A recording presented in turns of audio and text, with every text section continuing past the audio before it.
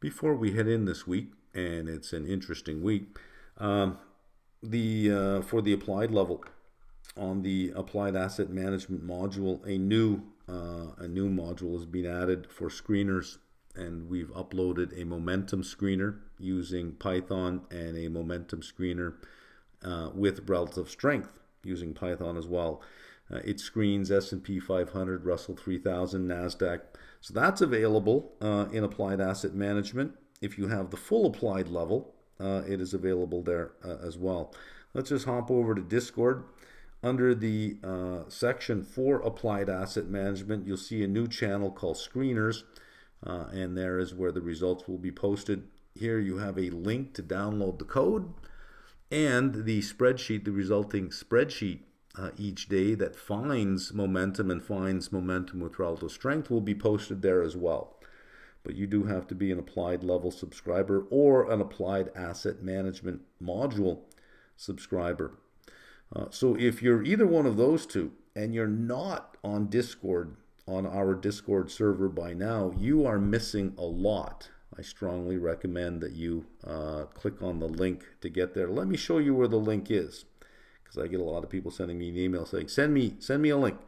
Let me show you where the link is. So all you have to do, we'll just take positions for example, is if you click on positions, the very next screen you get to gives you a listing of all the position videos right there. There it is. You just have to click on any module from the applied level, any module, and you'll have the instruction right here. Join us on Discord. You click here, off it goes. I will be opening up Discord to the broader community for restricted access because the market outlook is mostly moving to Discord. The comments section will be completely on Discord from probably end of May onwards. Once I get back from Italy at the end of May, the transition should be complete. Access to that would only be available through Discord. I'll open up access to the wider community for that. Restricted access, meaning you'll only have access to the market outlook. I will be doing that in a few weeks. I've gotten lots of emails since last Sunday's market outlook saying, I can't find the link. Where's the link? Let me in. Give me a link. Give me an in. In a few weeks, I said. In a few weeks. Don't send me any emails asking me how I get in. I will be very, very clear when the time comes as to exactly how to do it. It will be obvious that it is time. So if you're looking around and you can't find anything, it's because there's nothing to find. I will open up Discord access, but you won't have access to any of the stuff I just showed you. You'll have access to the market outlook, the longer version of the market outlook, because YouTube will get a shorter version. The longer version will be available through Discord. Free. I'm not charging you for it. I want to be very clear with that. This is not a money grab. This is a way to clean up the comments section and get rid of the bots.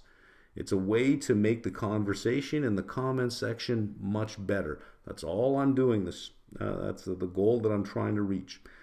I will have very clear instructions on how everyone else can join in on Discord for that restricted access. For full access, yeah, the Discord channel is really for applied level subscribers, and that's what it will stay as for applied level subscribers. Okay, let's head in. We're going to start with inflation data this week, or should we say deflation data this week. And there is so much to go through this week, from inflation to bonds to the US dollar to tariffs. I tried to pick one theme, and that's going to be bonds and US dollar. But it's hard to pick just one when you had several big themes last week. This is important. Look at CPI. This is only for the month of March. April really was the big day of liberation where everyone gets tariffs. Well, every American citizen gets tariffs. So we're not going to really know if this is a trend for some time. Core, month over month, up 0.057%. That is percent. And we have core down here up 0.1 on the CPI chart. Year over year, that's 2.809. We have 2.8 over here. Supercore down 0.074%.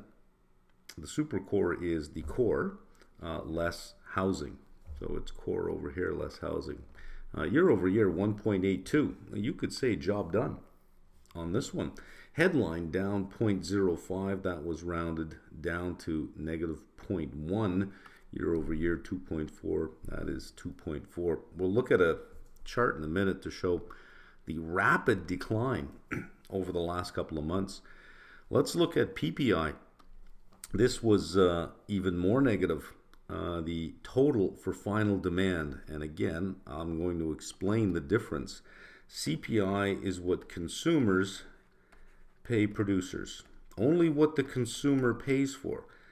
PPI is what the producer receives from all sources, including the consumer. There are some things that the consumer gets from the producer that are paid for by somebody else. That's not counted in CPI, so it's really, we're just looking at it from the other side of the equation. Total final demand, negative 0.4. We have final demand goods, final demand services. Looking at final demand goods, negative 0.9. Final demand services, negative 0.2. If we look at the core for final demand, here's food and energy, here is less food and energy. It is positive 0.3. Food negative 2.1%, energy negative 4%. Those are some big drops.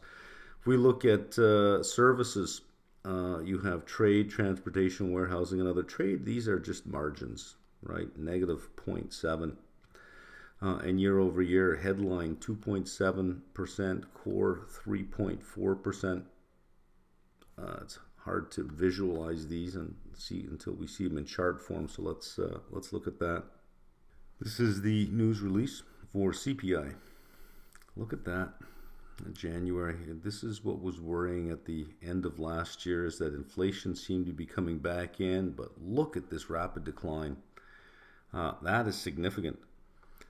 If we look at it in terms of all items, just coming straight down, all items less food and energy, this is the core coming straight down. This is year over year, and if it's year over year, you don't have to seasonally adjust it. This is month over month. If it is month over month, you do have to adjust it for seasonality.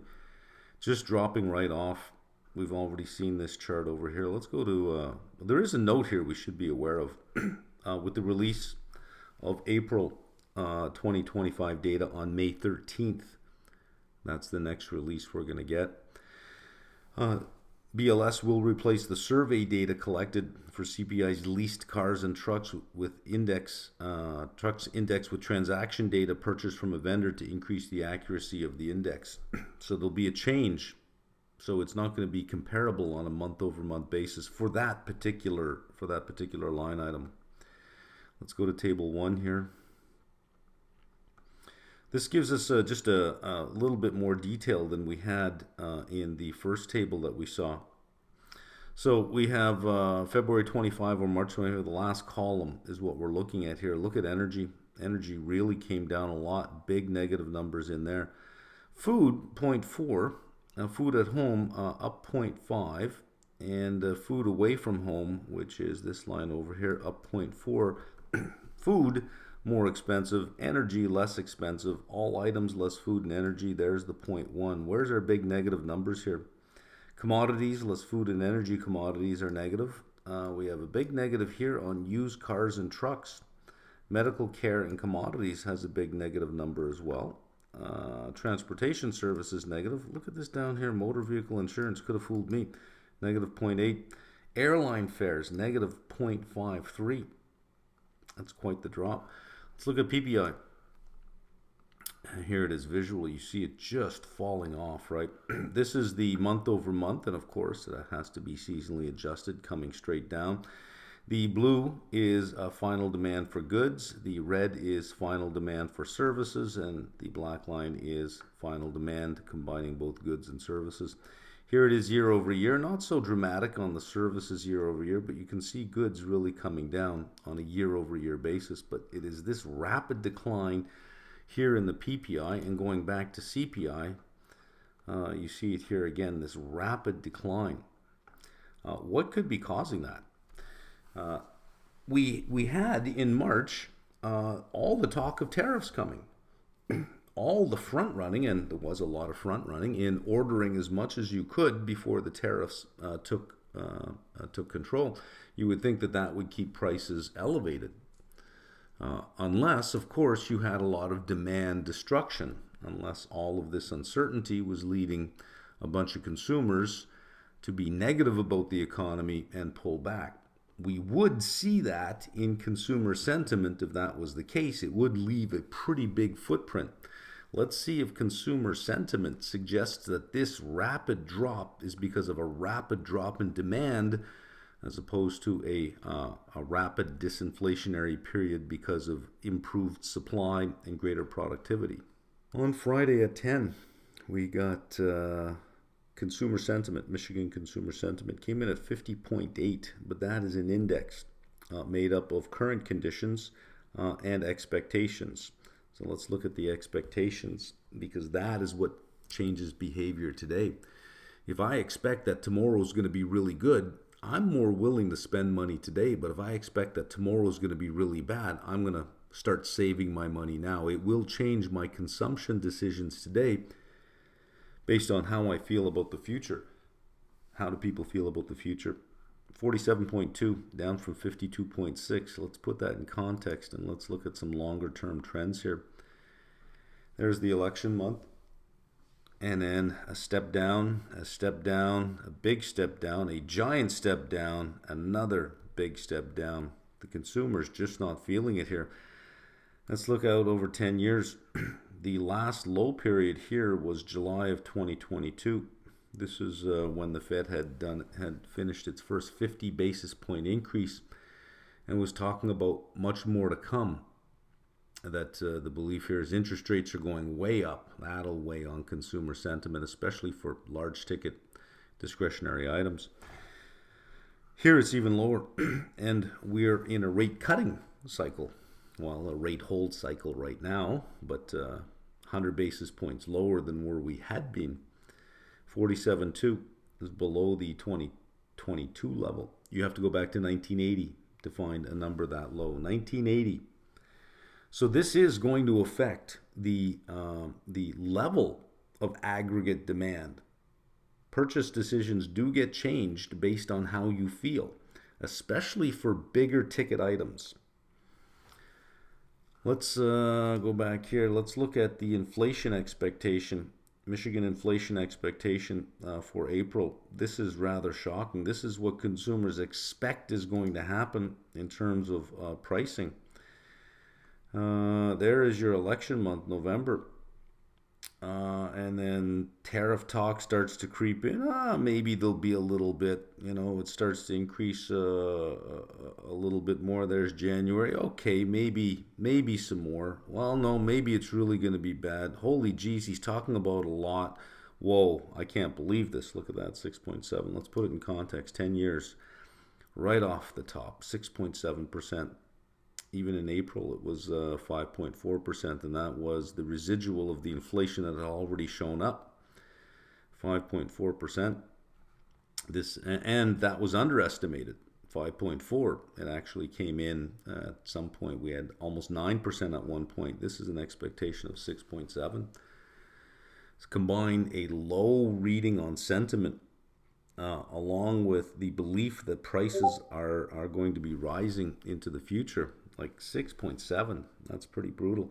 That makes for a dour outlook by the consumer. That affects aggregate demand. So some of the disinflation that we've seen over the last little while is probably a significant destruction in demand, where consumers say, look, the price of everyday things is going to really go up, so let's pull back on these big ticket items, maybe not take the vacation, maybe not replace the appliances just yet, maybe repair the car instead of buy a new vehicle, maybe not move to another house yet, maybe not replace our furniture yet. That's usually where it begins, is in those larger ticket purchases. If I expect that my everyday things are going to cost, well, what are they saying here, 6.7% more, I got to get it from somewhere. Well, let's look at how we did on yields and rates over the past week. Big story, big moves. And in my assessment, I don't think these are over. I will lay out sort of a timeline of how we got to where we ended the week. Lots of stories as to what's going on the long end of the curve. Is it a basis trade unwinding? Is it delevering? Is it central banks selling? Is it foreign holders selling? What's going on? My answer to that is yes, and I'll lay that argument out. Look at these moves from the 2-year out to the 30-year. A full basis point on the 2-year, 28. By the time you get to the 10-year, almost 2. I shouldn't say a full basis point. A full rate hike. The rate hikes and rate cuts come in 25 basis point increments. It's like a full rate hike on the 2-year. 2 on the 10-year, 47 basis points in a week. The week before, you were under 3%. At one point last week, 3.89, I think, was the low. Ended last week at 401. We're 448. The high set in 2023 was 4.98. Look at the 30-year, 4.85. At one point last week on Friday morning, it got to 4.95. The cycle high is 511. You know, you're talking about being 16 basis points away from taking out the cycle high, 4.85%. These are big moves, and with these also came big volatility. I'll show you what the vol looks like in a little while. That resulted in the curve moving upwards. The curve is steepening. So the 3-month to the 10-year is upward sloping now. It's no longer inverted. It was inverted. It became uninverted. It re-inverted for 3 or 4 weeks. Now it's uninverted again. Some steepness on the 2-year to the 10-year, 52 basis points. But look at that, 41 basis points in steepness added from the money market to the capital market. May 7th, FOMC, 24 days away. We're 78% at zero, up from 70%, a bigger move upwards. Based on the inflation data, the supercore being year over year under 2%, I seem to think this could justify another rate cut by the Fed. You've cut 100 basis points. Inflation does seem to be coming down.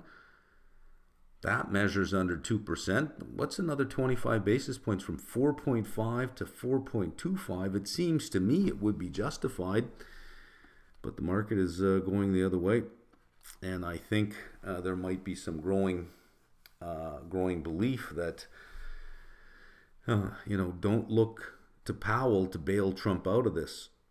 That it could be that the central bank is going to sit back and say, we didn't do this. And right now, the last jobs numbers came in strong. The inflation data came in weak, but expectations are off the chart. It would be premature to cut at this point, and I don't know that they will go out of their way to help this administration. So I see a war brewing there. Unless Besant can come in and start to massage that relationship a little bit. But I seem to think, based on the data, it justifies a rate cut. But because of the sheer amount of uncertainty on do we have tariffs? Do we not have tariffs? I tell you, I had to look around to figure out, okay, where are we on the tariff thing? They're on again, off again, some on, a little off, some back on. I don't know where we are. The 10% tariffs apparently are still in place. The 25% tariffs on steel and aluminum are still in place. Canada still has that. 25% tariffs on cars and car parts that are non-USMCA compliant still has that, I think, along with goods that are non-USMCA compliant. China still has 145%, except for some electronics now, Apple product, things like that.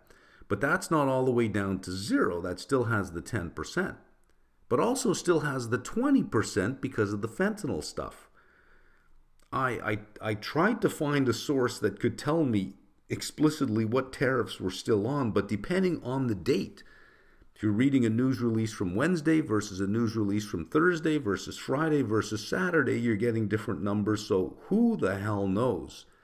Now, this is no way to set trade policy where you have to stop and say, hang on, do we have tariffs? Do we not have tariffs? Are they on? Are they off? I have no idea. Honestly, I have no idea. Canada CPI, 2 days. This is going to start to become more important in the U.S. The export-import prices, we get that in 2 days. You could usually just ignore that. That was background noise. Now it's at the forefront. Retail sales in 3 days. This will tell us that did consumer sentiment really weigh on retail sales. Bank of Canada rate decision in 3 days. With the layoffs that have been announced in Canada over the last few weeks, I would seem to think that 25 basis points is in play on this one, given the strength of the Canadian dollar in the last week. You went from 143.5, 144 down to under 139, 138 and change. That was long the Canadian over that period of time. So that worked out well. But it's a negative for Canada as a whole if you are facing this 10% across the board tariff, the 25% on aluminum and steel, the 25% on cars and car parts that aren't compliant with the agreement, but who knows what that means anymore. So I would seem to think that a 25 basis point cut would be in play just to counter the strength of the Canadian dollar. Although I don't know whether that's a fight Canada can win, because the US is on a downward trajectory on the value of their dollar for justifiable reasons that I don't think is going to end soon. Lots of central bank talk next week. Monday, Barkin, Waller, Harker, Bostic. Tuesday, Barkin and Cook. Wednesday, you have Hammack and Schmidt, along with Powell at 1:30. And then you have Thursday and then Friday. Not much going on Friday. Markets are closed. You have one speaker. This is going to matter more, I think. I keep saying that, right? Every week, every event that happens, oh, this will matter because of this. This will matter because of that. I think what you're going to hear out of most of them is an unwillingness to move, is a lack of political content. We're very focused on the data and everything is in balance. I think the statements coming out of them is, don't look for us to be buying bonds or cutting rates. I don't think they're going to step in to do very much without a lot of pressure. Let's keep in mind their MBS is sitting at $2.18 trillion. And if you do have foreign buyers that are leaving, you're going to need a domestic buyer to come in. Foreign holdings of treasuries, we'll see this in a few screens, 8.5 trillion. To have a domestic buyer step in, if it has to be the U.S.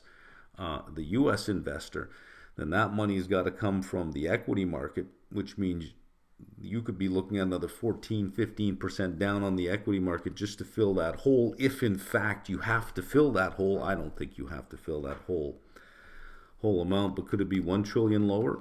If it is, you're going to need a big buyer to come in, a big domestic buyer. The only big domestic buyer is the Fed, and they're holding something they don't want to hold. Could we see something happen there at the next meeting? Could we see some talk about what are you going to do with the MBS? Could you move over and do something here? I would not look to this FOMC to willingly support this administration. If they don't have to do it, if it's not within their mandate to do it, I don't think they're going to do it, but that, I think, is going to be a bigger and bigger conversation. I think if anyone has any chance of getting anything done there, it's Besson. And last week we heard that he was elevated within the administration, that Lutnick and Navarro were sort of put on the bench for a while, and Besson given the ball and saying, okay, let's see what you can do, because we really messed this whole thing up. Let's see what you can do. And maybe he could be the calming voice of reason. Fed funds futures pricing in 3.5 cuts over the next 6 meetings, negative 89 basis points. from where we are now, the effective federal funds rate of 4.33, versus the average over the month of January, which would be whatever December 31st is. Since there's no meeting in January, it would be whatever December 31st is. And since you have a meeting in December, whatever the effective federal funds rate is on December 31st would be the effect all the way through the end of December only. The implied rate of 3.44, we're at 4.33. That is 89 basis points lower in terms of the implied rate out of the Fed funds futures. This is an index, right? 100 minus R. So if this is 95.6, 100 minus R equals 95.56. R must be 3.44.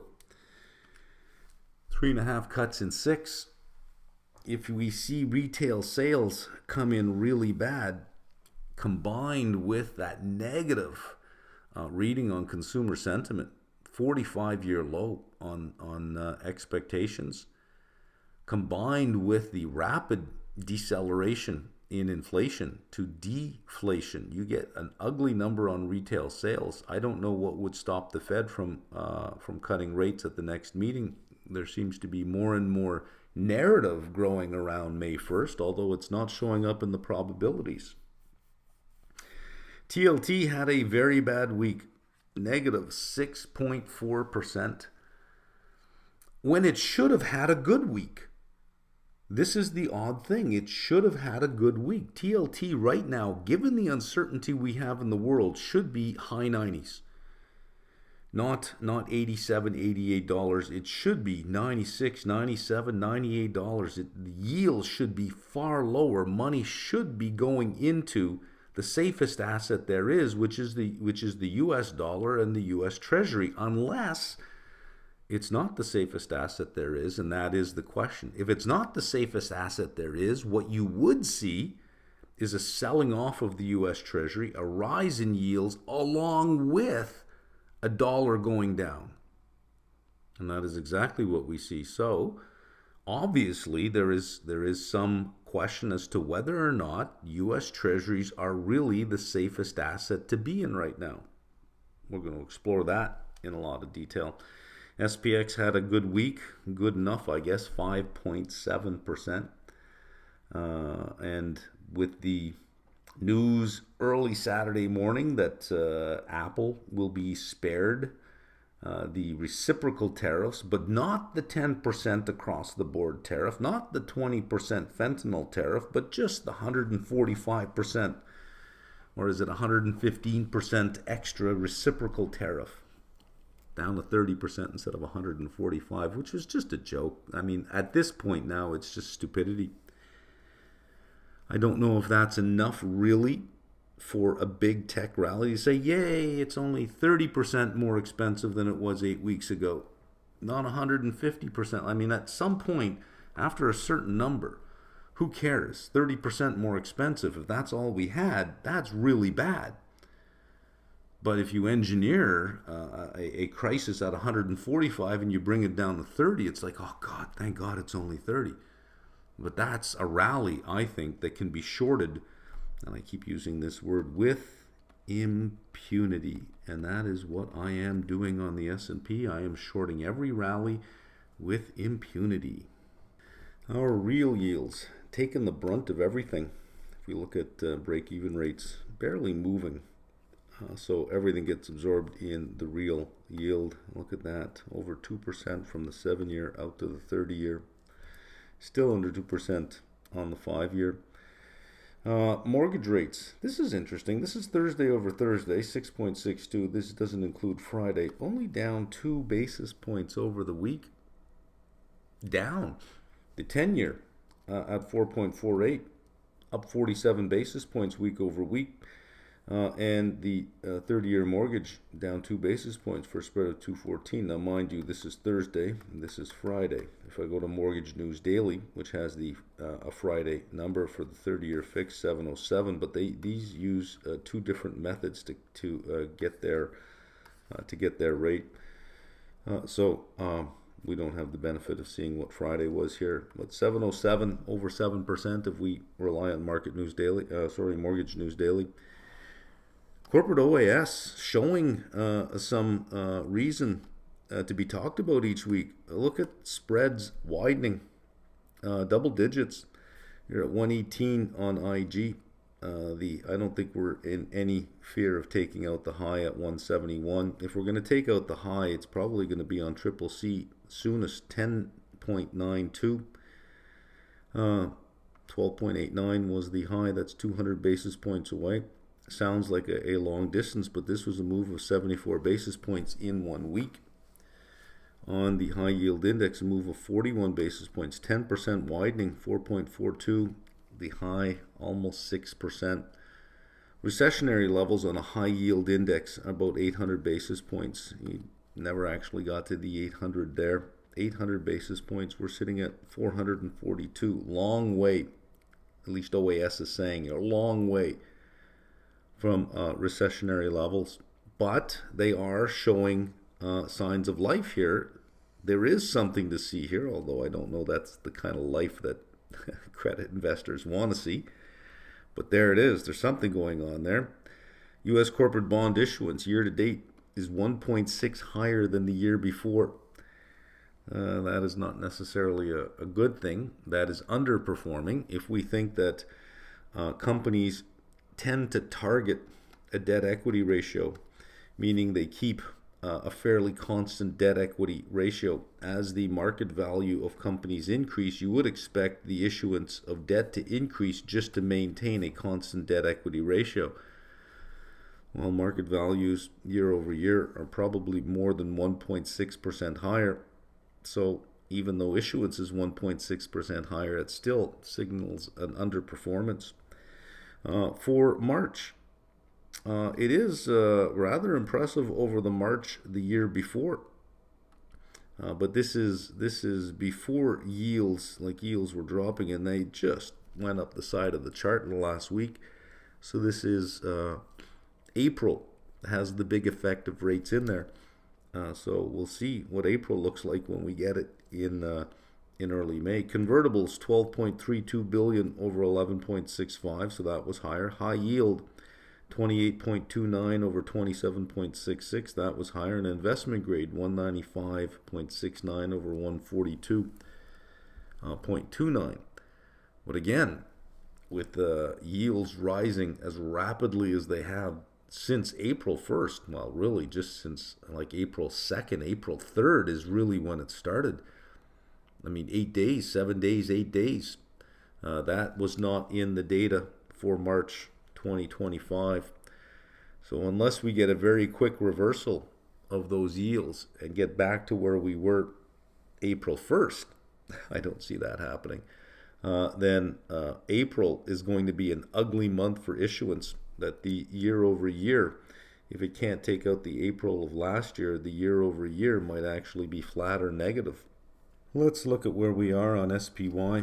Have a look at the far right side of this chart. Look at the size of those candles, the daily moves. You can't take your eyes off this market.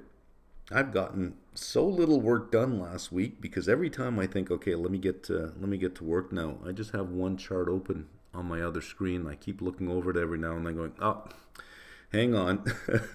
I gotta keep moving over. I got almost nothing done last week. Forward 4-quarter operating earnings, 277.32, down from 278.96. Closing SPX of 53.63. That raised the multiple, the combination of lower earnings and a higher closing. 19.34 versus 18.19. I seem to think that no matter what, 20 would be a ceiling given all the uncertainty that we have right now. So if we put 20 and we assume no further degradation of the of earnings, that would put you at about 55.50, 550, somewhere right in here, and we're 534 now. I would seem to think that this level over here would be sort of a near-term top. Keep in mind at 23, when we did the all-time high at 612.30 on February 19th, 23 times forward earnings, that was a belief that there was no other place to be other than the U.S. U.S. exceptionalism. And now, just 6-7 short weeks later, it is not U.S. exceptionalism, but get me the hell out of the U.S., any place but the U.S. It's rapidly deteriorating. I don't think you're going back to the 23 because you needed the foreign investor to be that incremental amount of demand for U.S. assets. I don't think you're going back to 23. It was bubbly. So to say, well, we're going to take out the all-time high is to suggest that with everything going on, the U.S. market can get bubblier than what bubbly was.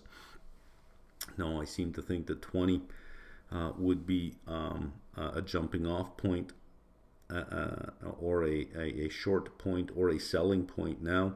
And that's assuming no further degradation. If you get a 10% drop in earnings, I'll just round it up to 250. And if you're going to get a degradation in earnings down to 250, your multiple can go to 1845. I seem to think would be a near-term bottom. So I think you're somewhere between 4,500 and 5,500 over the Q1 earnings season until you get a lot more visibility and a lot of apologies around the globe. IWM still in the bear market, 184.36, down 23.82. IJR still in the bear market, down 24.71. NASDAQ in correction, but out of a bear market, negative 15.88, should see a rally on the idea that tariffs are only 30%, not 145% coming out of China. That when you had the all-time high, you are now 30% higher on electronic imports than when you had that number. Yay, let's get a rally going on that. S&P down 12.83% out of a bear market. It basically, like basketball training, run and touch the wall, run and touch the wall. That's what the S&P did. It ran across the court, touched the 20% wall, and just started running back. So it should get a bounce. If I look at, and bear with me, I'll grab my iPad here. Let's have a look at where Bitcoin is, because it's usually has been lately a fairly good proxy for risk. And it is not good. It's up 0.81%, but that's not the point. If we look at where it was on the Friday closing, at one point yesterday, it was up almost 3%. It was up 2,500. That is fading away. It was 85, all touching almost 86. At one point, 85.8. We're down to 84.3. So the risk is fading away. If you don't get a rally on the open for Globex for futures tonight, it's going to be ugly, because even that announcement of the carve-out can't save this market. Can't even save it for a one-day rally. Can't even get that much out of it. That I think you're going to have a lot of investors that are simply looking past it, or the weight of the US dollar and the bond market is going to weigh on everything. Right now you have one man that controls everything, but there is one thing more powerful than him on this earth. Without invoking a god, there is one thing that is more powerful than any president and any king and any dictator in this world, and that's the US bond market. And he picked a fight with the US bond market. No president has ever won that fight. So we have that on our side to discipline unchecked power, or unquestioned power at this point. Implied volatility, the percentile ranking on S&P, 94th percentile for 13 weeks, all down from 100%. 26th week, 97 versus 98, but TLT still holding up there, 98th percentile versus 100. The 6 month is 99 versus 85, and you're at 100% on the 1 year versus 92. For IV last, 31.5 down from 36.4 for SPY, but from 17.3 up to 24 on TLT. I need to stress these are US Treasuries. TLT is not a security. It is a portfolio of US Treasuries. it has no volatility on its own. Its volatility is the volatility of the value of its holdings. You're talking about treasuries at 24%. That's a problem. The put call open interest for the S&P fell from 186 to 17, but increased on TLT, increased 0.54, meaning that there's more, incrementally more desire for protection on TLT, but incrementally less desire for protection on SPY. Mind you, it's still much more than it is for TLT. We have earnings coming up this week. LSEG 31, Sector Spider 33. I'm at the point now where it's like close enough. Let's give him some money. Close enough. You got in the ballpark. Way to go, guys. You're pretty close to the hole, both of you. Very good. We'll take a look at who's reporting this week. It's the tail end of the big banks. You have Goldman Sachs in there. You got the regionals starting to show up, and you have some tech creeping in there. And on Friday, you have Netflix. I wonder what kind of guidance we're going to get off Netflix, especially in the international growth. This is Q1, so we're not going to get a lot out of this in terms of was there significant growth destruction in international markets outside of US for this, but the guidance will be important if they even if they issue guidance, that is. I'm using the earnings calendar from sectorspider.com. If it's wrong, you got to take it up with them. Monday, big one here, Goldman Sachs, two financials. We have more financials on Tuesday, Bank of America and Citigroup, United Airlines. Let's see if they follow suit with Delta last week, along with some insider buying maybe. You have Johnson & Johnson moving to Wednesday. A lot more banks and insurance, Travelers and Progressive in here. One transportation company, J.B. Hunt, Prologis, which is America's or the U.S.'s largest industrial REIT that is focused on the logistics sector. Moving over to Thursday, a lot more financials as well for you Bank of Nova Scotia Canadian shareholders. Pay attention to KeyCorp. Bank of Nova Scotia has 15% of KeyCorp, so pay attention to that one. You got more regionals showing up in here. D.R. Horton for discretionary house builder, and on Friday you have Netflix. Okay, we're going to talk about U.S. Treasuries and the U.S. dollar, but we need to set the stage first. Let's look at where we are. This first chart over here shows total debt, 35.46 trillion. The average interest rate, 3.32%, and a year ago it was 2.35%, roughly about 100 basis points higher.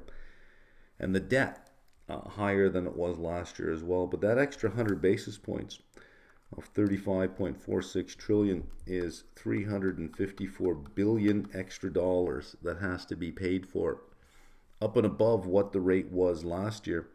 And we've seen interest rates just skyrocket over the last week, and you have some $2 trillion of debt that has to be refinanced.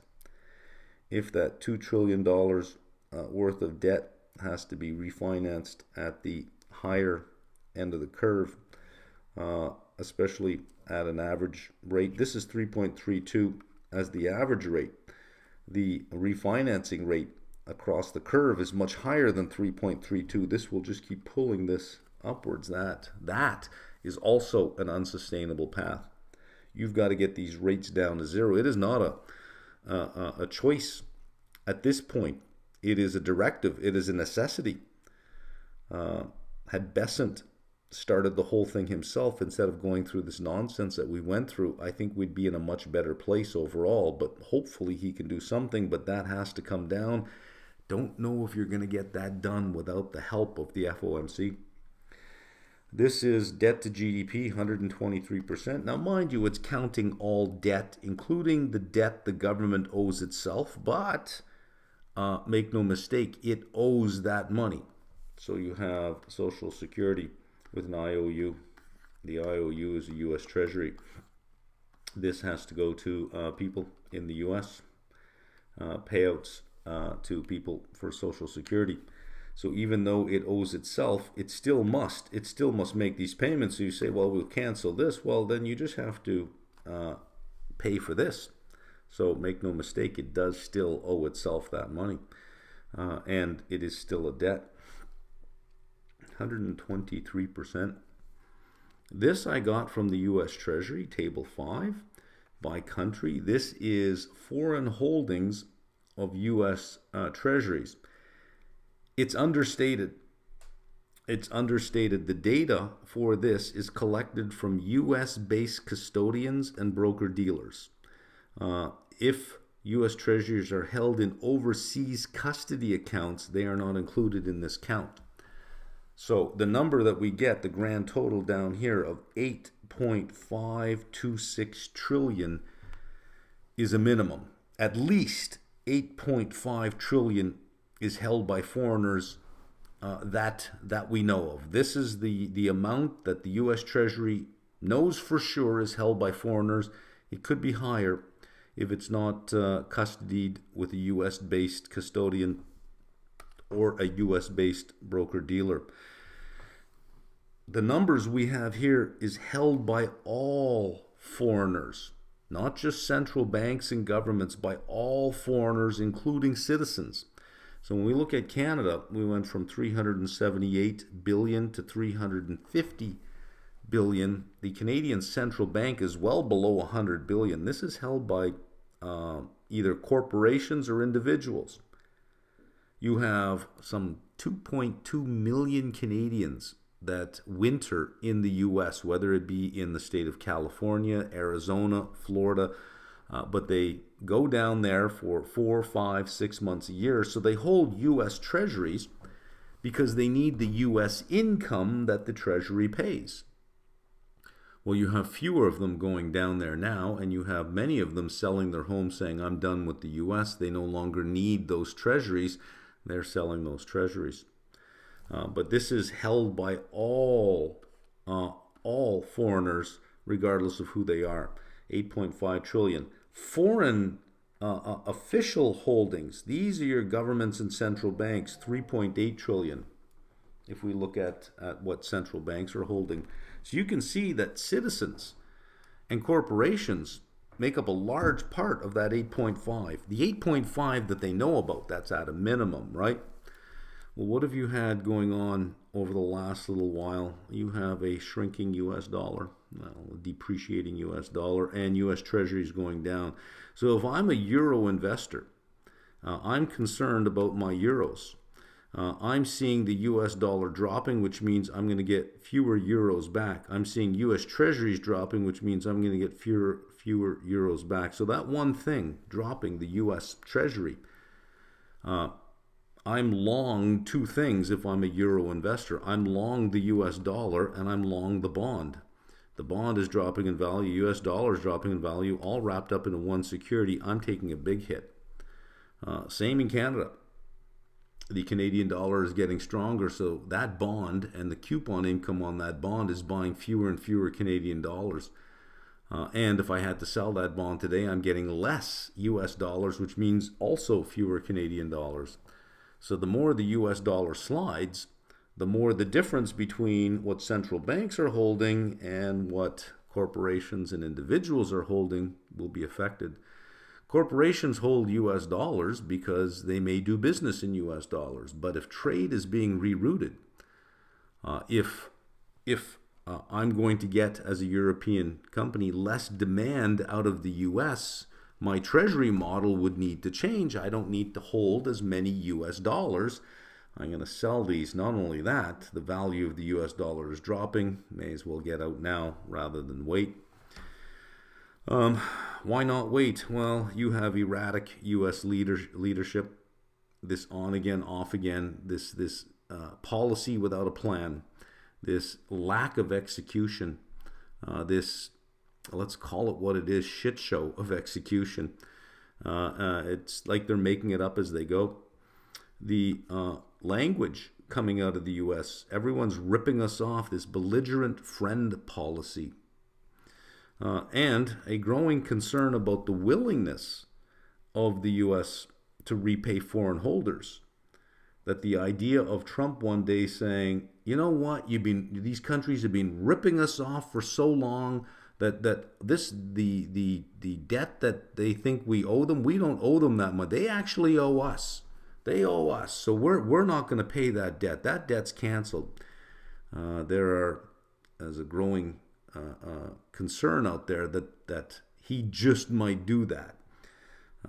I don't think I'm there, but under Biden, Obama, Bush, Clinton, Reagan, it would have been 0%. Under this guy, it's not 0% anymore. I'm not concerned, yet. Whenever we talk about that guy, we have to end every sentence with yet, or for now. Reciprocal tariffs have been removed, for now. We have 10% tariffs across the board, for now. That's not a way to handle international trade policy, is with for now or yet. But there we are. Could Trump use treasuries as a weapon? Tried to use U.S. strength as a weapon, U.S. trade policy as a weapon. Could he use U.S. treasuries as a weapon in the minds of some people? That is there. That is enough. So, starting with Day of Liberation. It's a day now. It'll be remembered. The Day of Liberation. I wonder if there'll be like parades and fireworks every year for the Day of Liberation. Foreign holders start to get out. I'm going to show you a chart where the footprint looks like it is definitely foreign holders getting out. There's a belief that, well, central banks are selling. There is no evidence of that yet. And they wouldn't sell in this haphazard way that is being done now. This looks like it is foreign holders that are selling that then tripped something else. It's not just foreign holders. So there's a lot of discussion. Oh, it's the basis trade unwind, which is a trade between a cash price and a futures price. No, it's the swap spread unwind, which is the difference between a swap fixed rate and the U.S. Treasury curve. No, it's a hedge fund in Japan that blew up. No, it's the Chinese central bank that's exerting its force. No, it's a coalition of central banks, directed by Mark Carney to show quiet power. All of them sound reasonable, but with all of them, you are left with one statement at the beginning. If it's a basis trade, what started it? It's not as if everything is going along just fine and suddenly somebody says, hey, you got to unwind that trade. Why? Oh, no reason. Like, it doesn't work that way. It has to be, hey, have you seen what's going on? You need to unwind this trade now. Well, what is the thing that's going on, and what started the thing that's going on? I'm going to show you that it pretty much started on this day. And I'm so far of the thinking that it is the foreign holders, the non-official foreign holders of U.S. Treasuries that started it. So we've got to run through a few things before I get to a timeline. On this screen, we're looking at the 10-year yield. This is from October 15th. And, for your technical analysts out there, this is what everyone was seeing before. They were seeing a clear head and shoulders pattern. And the belief was if you take the head to the neckline, you could extend it down, and that would be the target for wherever we would end up. This will never end up in any textbook for technical analysis because it didn't work. Only the charts that work actually show up in textbooks. Look at this. Look at that move straight up. You were down here. This is 3.85, 4.48 in just 1, 2, 3, 4, 5. Five, I tell you, 5 trading days. This is August 2048, 3% coupon U.S. Treasury.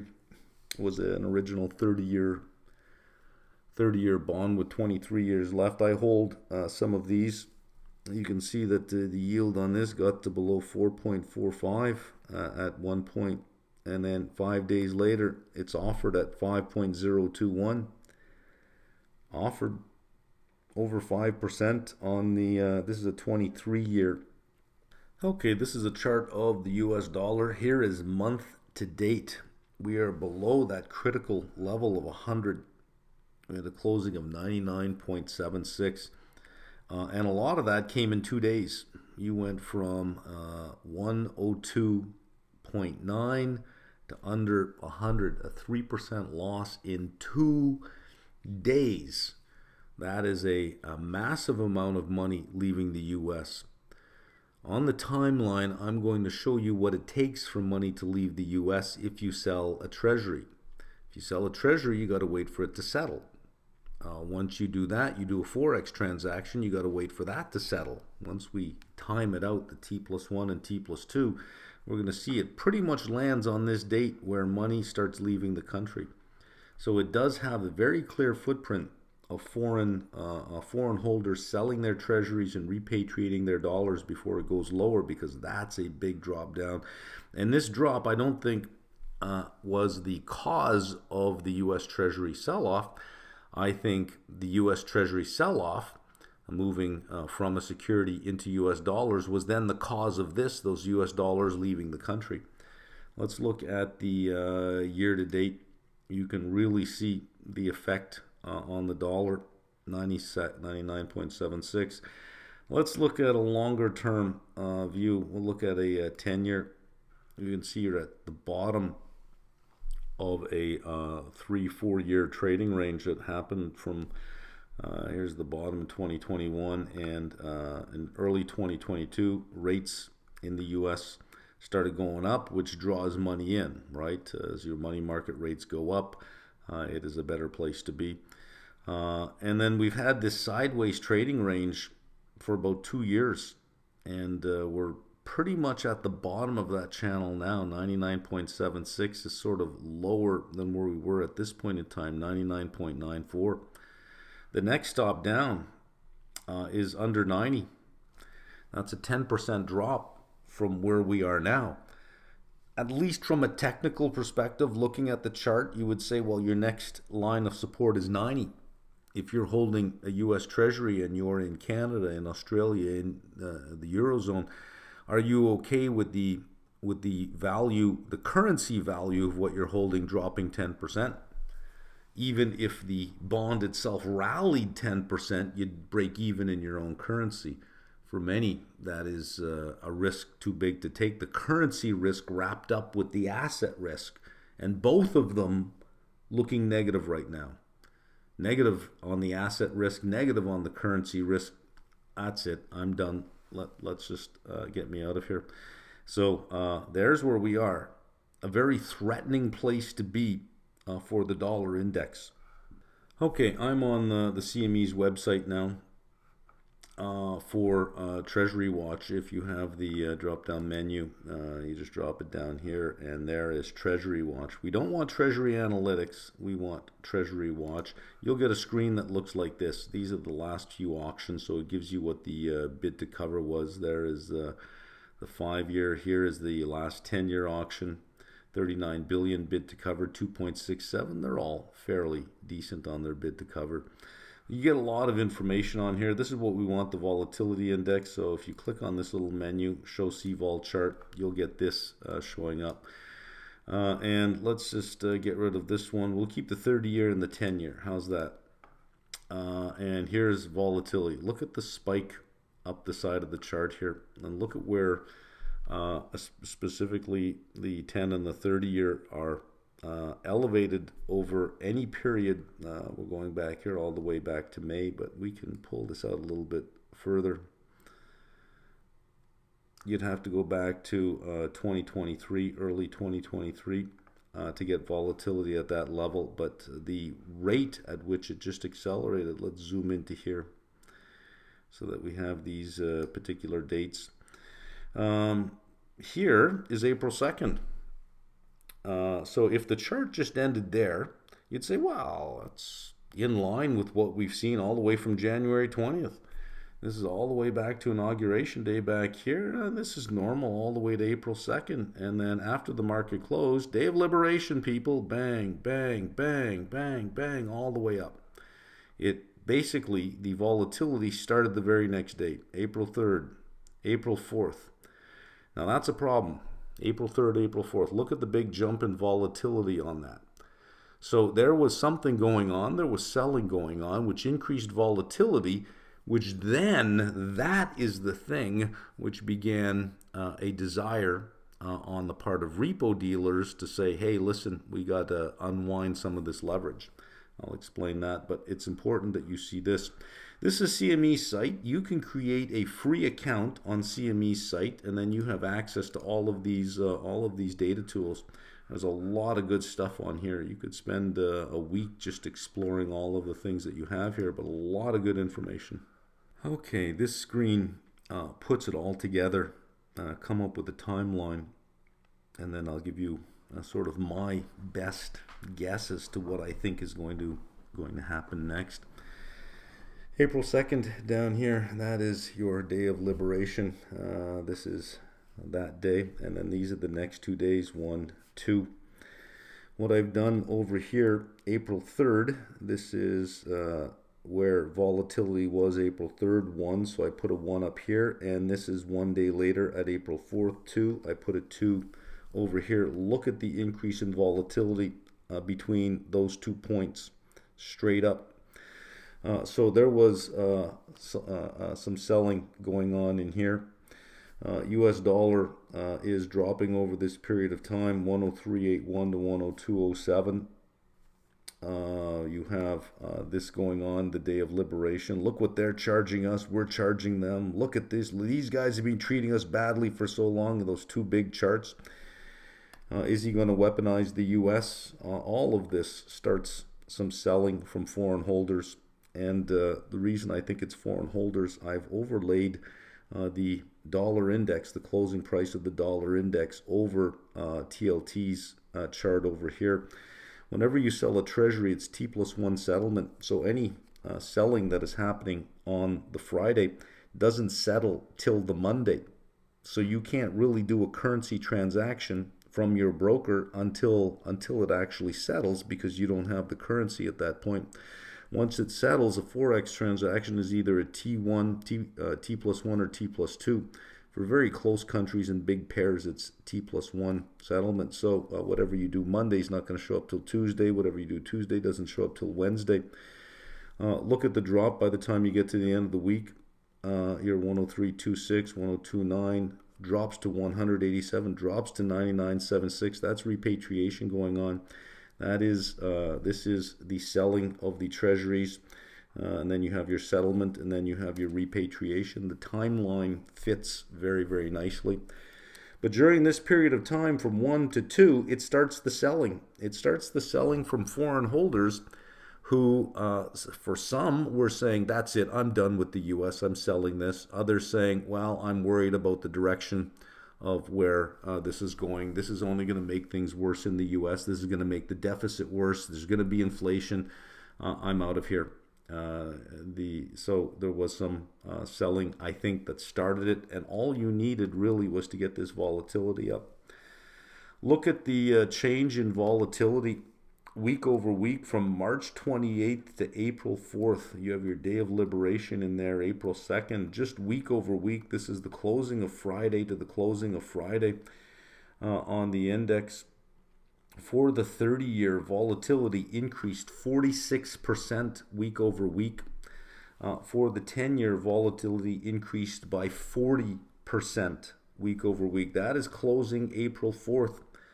So coming into Monday, you had your repo dealers saying, listen, with this increase in volatility, we have to increase the margin requirements. You're going to have to post more collateral. Now, you have to understand what's going on here with the cash to futures and cash to swaps trade. These are highly levered trades. And I don't know so much that it happened too much in cash to futures, probably more in cash to swaps, because there's no mark to market on the swap, so there's no incoming cash flow from that. But what happens is you buy a bond, let's say it's 1,000 I'm just making these numbers up just to make the example, right? And you'll go to a repo dealer and you'll repo it, and then let's say in an extreme case it's a 3% haircut. The repo dealer gives you 970, and this is the cash bond, and there might be some difference between this and some derivative, whether it be a futures or a swap, such that there is some spread that you can make. That is called the basis. There's some spread that you can make, so you'll lever it up 50 times because the spread is very thin, and your argument is, I am quasi-hedged, if not fully hedged on this one. So it shouldn't be much of a problem. And if the prices move, you're long one and you're short another. It's not the price that really will bother you. If you're a foreign investor doing this, I don't know why you would. You'd be bringing in currency risk. I would seem to think that you would be selling US dollars forward so that you're hedged from the currency risk, but we don't really even need to bring that in. If there is heightened volatility, this 3% is not going to be enough. They're going to want 4%, maybe 5%. Well, when you're talking about 50x to 100x and you're only increasing your collateral by 1%, it ends up being a huge amount of money that the hedge fund has to come up with. Well, they can either come up with the money and meet the collateral or come down to the level of the collateral by reducing some of their position, and that's what was going on. So the increased volatility from the selling that happened on the Friday increased the margin requirements, which then required an unwinding of a basis trade, whether it be cash to futures or cash to swaps. The cash to futures wouldn't be too bad, simply because you're long and short, pretty much the same thing. As the value of your collateral is dropping, because these are mark to market daily, you are getting cash in every single day, and the futures price was dropping as well. So some of this cash can go to meet the increased collateral, but you don't have mark to market on the swaps. At least I don't think you have mark to market on the swaps. Typically you don't. So that would have created a problem. Now, if there was truly, in fact, a Japanese hedge fund doing this, then the currency risk really probably messed them up bad. But why would you do such a big leverage trade without selling US forward? There must have been either a currency swap or a currency forward in there somewhere. There must have been. I don't know why you would do it otherwise. If we go from the close of April 4th, to April 11th, where we ended last Friday. This is just the Monday up here. What we're looking at is Monday coming in, that any fund probably has some margin call and has to meet a higher level of collateral. This is where you start to get the deleveraging coming in. And the US dollar really didn't start falling off until later in the week. So I think you had a period of deleveraging and repatriation going on. But I don't think it's over. Have a look at April 4th to April 11th. The volatility on the 30-year increased another 33.3% week over week, from 150 to 200, 33.3%. But on the 10-year, only 8.05. So I think some more deleveraging is on the way. And with the big fall off you got at the end of the week, from selling US dollars and buying domestic, that's going to, I think, continue to have a spillover effect as more people start to look at their holdings. Keep in mind, you had 3.8 trillion held by official holdings from 8.5 trillion. So the rest of it is held by corporations and individuals. All of them haven't made their decision yet. That big drop down here in the US dollar, I think, is going to encourage more selling of US treasuries to get out of the US dollar, or at least some form of hedging on the US dollar. But if you're holding a bond and you're hedging out the currency, you're really only getting your domestic return when it's over, because the forward or the futures you're using is the interest rate differential between the two countries. So you are giving back a lot of what you're getting. And if that's the case, why not just repatriate the money and buy your own domestic bond? So I don't think this is over, because volatility, look at it, it's a terrible color on white. Volatility ended the week going straight up. It's not as if it ended the week on its way down, ended the week going straight up. So that's a pretty big move. Again, 33% increase in volatility on the 30-year, and a big drop in the US dollar. So I think it continues.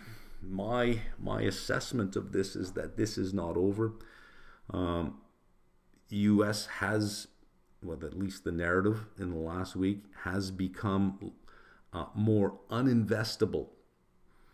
And with the leadership that is in place, there is less confidence that the ship will be righted.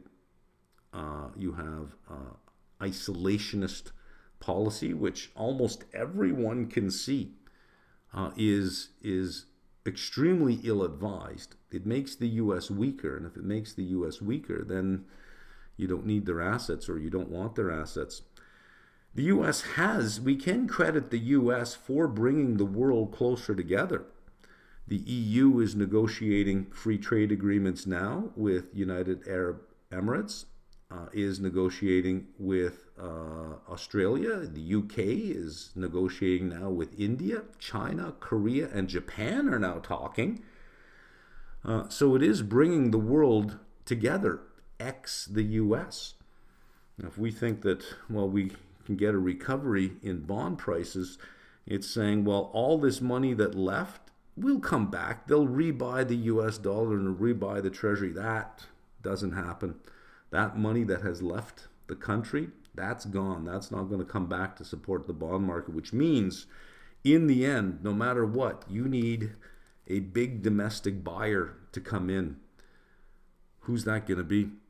You're about to get bank deregulation. If we take Trump at its word, we're going to start deregulating. You get bank deregulation, they can hold less U.S. Treasuries, not more. They won't be required to hold more. They can hold less, because you can always tell U.S. banks, you got to hold more Treasuries. That's our big buyer coming up. You got to hold more. The work in the pipeline is that they'll get to hold less, which means let's make that D a little bit bigger. Who's your big domestic buyer? Yields go high enough, it will steal money from the equity market. But that's a lot of money to have to take over, even if it's only 1 trillion of the 8.5 trillion, even if it's only that. You have to stop that bleeding. The bond market will discipline the king. Congress doesn't need to step up. Congress hasn't stepped up. I don't think Congress will step up. But the bond market is a killer, as Trump would put it. So if you are in equities, I don't know that I would look for much above 5,500, 5,600, because at 23 times forward earnings, it was already a bubbly market with international support. You do not have international support to the extent that you had it before. You do not have the story of American exceptionalism, and you have earnings that I believe do have to come down, and a multiple that probably is going to stay under 20, if not find its way to 18. You get earnings dropping to 2,400 at 18 times. You're down to under 4,500 on the index. I seem to think 4,500 on the downside. 5,500 on the upside is the range. If you're in U.S. Treasury market, it does not look good. It has not been a safe haven asset. Given what we've seen in the equity markets, yields should be much lower, because that's always where money runs in times of uncertainty, unless it is itself uncertainty. And that is what it is. Usually when bond yields go up, it attracts money because other investors say, look at the return you can get in U.S. bonds. Let's step in there. But you had bond yields going up and money running away from the U.S. dollar at the same time. That's a head scratcher. The only way that makes sense is if as yields are going up, it's precisely because investors no longer see the US dollar or the Treasury as the safe haven asset. If that is the beginning of something, And not just, well, it's a dislocation because of what Besant wants to call normal deleveraging. He has no choice but to call it normal deleveraging, because he's not going to say, we don't like what we see, this is a big problem, oh, this is normal deleveraging. Of course he's got to say it. Does he believe it? I don't know, but he has to say it. So what else would we expect him to say? But if this is the start of something else, of a greater move to global de-dollarization, that will discipline the Mad King very quickly. That can get very ugly very fast. I would be very cautious. I hold a lot of U.S. Treasuries. Oh, these devices. I love Apple, but my God, you have to take 10 minutes every time you do a video, and you have to move all your devices to the other end of the house. Right at the end too. Couldn't, you know. And now I lost my train of thought. Oh yes, I have a lot of U.S. Treasuries. And for the longest time, I just said, I have the patience to wait. It will pay off. At some point, these will pay off. This is the time for it to pay off, and it's not paying off. In fact, it's doing me double harm, because the U.S. dollar is dropping while the value of what I'm holding is dropping. Looking at this saying, I'm getting uncertain. And I was willing to hold right to maturity. I hold U.S. Treasuries that mature anywhere between 2040 and 2048. Totally willing to hold it to that point. I'm now even considering it. That maybe this is not the best place for me to be right now. I'm not there yet. But 6 months ago, not a thought. Not a concern. Not a thought. Nope, give me duration. I want more duration. Now, I don't know. I'm not as enthusiastic and as confident about it as I was, let's say 2 weeks ago. Let's see what this week brings. Before we head out, if we think US dollar weakness is going to continue, our big winner will be gold. So let's type in, let's go searching for gold, GC. And we'll click on futures. There it is right there. And we want historical price chart. Look at that run up over here. Let's just look at year to date on this one. You have this run up right up the end of the side of the chart, over $3,200 in gold. Now you see these two big bars upwards. This matches the 2-day decline in the US dollar index. Why would gold priced in US dollars go up if the US dollar went down? It is so that its price in other currencies stays fairly constant. So if you're looking at the exchange rate between the US dollar and the euro, and we expect the euro to go from 113 to 116, for the price of gold to stay constant in euros, it would have to increase in US dollars. So a decreasing US dollar is bullish for commodities denominated globally in US dollars. The big one here being gold. We can also look at copper, which is HG. HG has had a good run as well. Let's look at futures. There it is, copper and historical price. And here is HG. This is the last 2 days over here. Let's just go to a year to date so you can see it was really coming down with the fear of a big drop in global trade.